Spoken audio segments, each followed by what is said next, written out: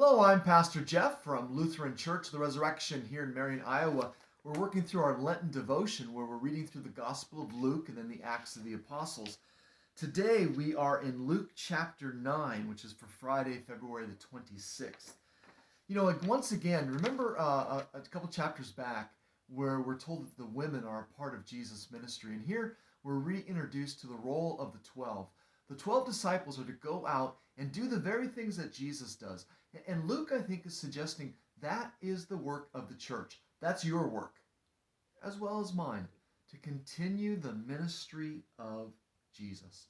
Now, in the midst of this ministry, we're reintroduced to Herod. Not Herod the Great, but his son, Herod Antipas.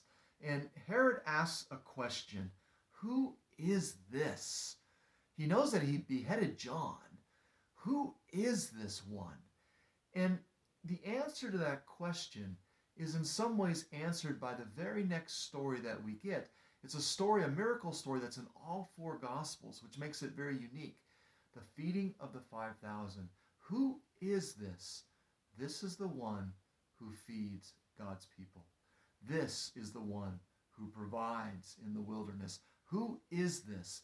This is the one who calls the disciples, you feed them. Who is this? That's the question in Luke 9. And it's answered in the personification of what Jesus does in the feeding of the 5,000.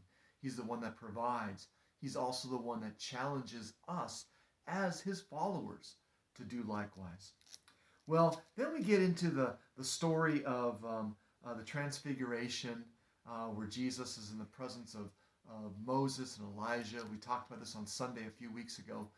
And after that, we get a second time that Jesus tells his disciples that he's going to be put to death.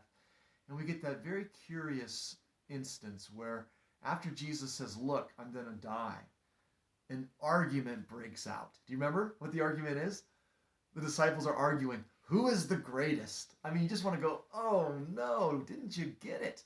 And Luke, I think, is intentionally reminding us that sometimes as followers of Jesus, we don't get it.